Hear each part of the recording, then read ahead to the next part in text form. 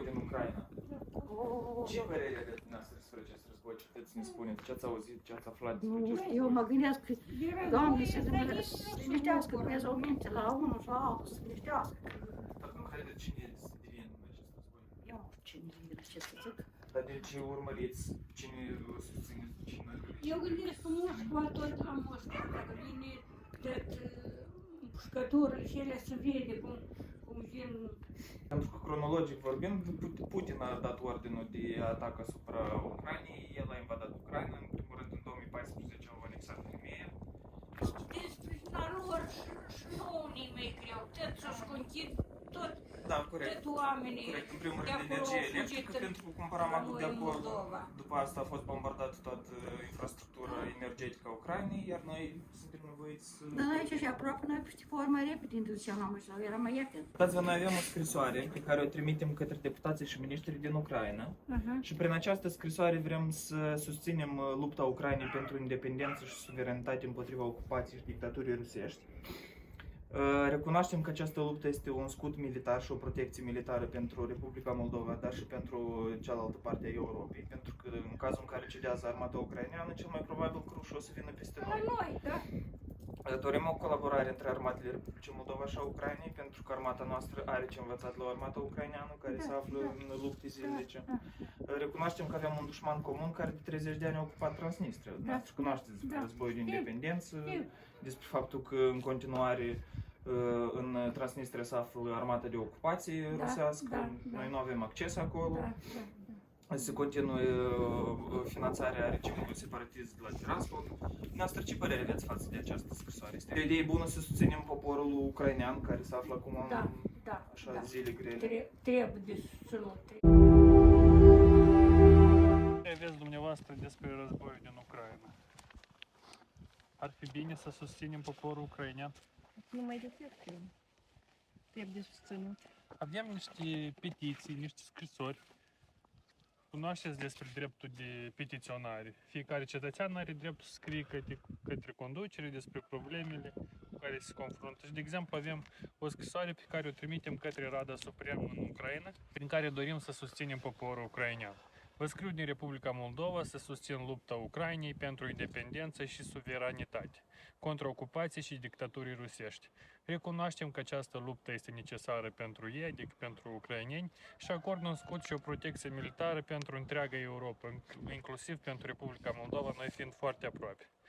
Dorim o colaborare strânsă între armatele noastre, a Republicii Moldova și a Ucrainei, și recunoaștem că avem un dușman comun care deja de 30 de ani a ocupat Transnistria, așa cum a anexat Crimea, Donetskul, Luganskul și Zaporozhye. Sunteți de acord cu aceasta? Totuși acest popor suferă. Suferă lumea de rând, lumea... Da, și pe 24 februarie ei au fost atacați din toate părțile de către ruși. Și noi, fiind vecini, ar trebui să-i susținem. Și dacă puteți să ne ajutați cu o semnătură. Despre armata Republicii Moldova, ce părere aveți? Avem o armată puternică sau nu? Și acolo văd eu doi băieți în Cruș și armata, asta e armata. Dar totuși noi ar trebui să avem o armată. Ar trebui, dar să țin, eu mă gândesc să țin. Da, Dacă avem s-a implicat și Moldova în război, asta ar fi o tragedie. Deocamdată păstrăm neutralitate, dar totuși trebuie să avem o armată pentru un caz de pericol sau de atac, să ne putem apăra. Da. Dar la moment avem o armată cu o tehnică veche, cu o armată doar de 6.000 de soldați. Și statul ar trebui să investească în armată, mai ales în acest moment. Și, de exemplu, avem o petiție pe care o trimitem către guvernul nostru deja. Cerem ca Republica Moldova să aibă o armată competentă. Ce înseamnă asta? Înseamnă o armată profesionistă, cu carierist și tehnică modernă, rezerviști pregătiți, tineretul pregătit, adică tineretul să dorească să facă armata, dar să nu fugă de la aceasta. Cultura militară a Republicii Moldova trebuie să se schimbe, să facă participare în antrenament militar onorabilă, patriotică, interesantă, sportivă, socială, așa cum este în Elveția. Elveția, la fel, fiind un stat neutru ca Republica Moldova. O populație antrenată și înarmată la nivel elvețian. Este o țară la fel neutră, însă are o armată foarte dezvoltată, este pe locul 32 în lume. Dar Republica Moldova este pe locul circa 100 și ceva.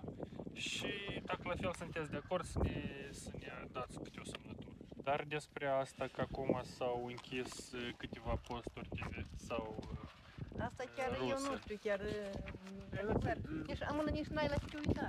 Numai cât la mesager, gata. E probabil. Dar cunoașteți că acolo pe posturile cele erau 6 mulți posturi. ucraineni, se bombardează, erau refugiații denigrați acolo. Nu, la Voncheno este mai interesant. Da, dar eu Nu, și nu, posturile nu. noastre unii se vorbește în limba noastră de stat. Cunoașteți că la noi în țară este o problemă, rusofonii nu doresc să învețe și să vorbească limba noastră. Mai ales în orașele ca Plălț, ca Chișinău, unde sunt foarte mulți. Ce părere aveți despre această problemă? Ar trebui ea rezolvat cumva? Și sunt canale de ajuns. Dacă chiar au hotărât că se le închide, Vezi că limba rusă mai e altul engleză, altul moldovenească, care cum înțelege. Și pe pace. Pleacă și principal. Am înțeles.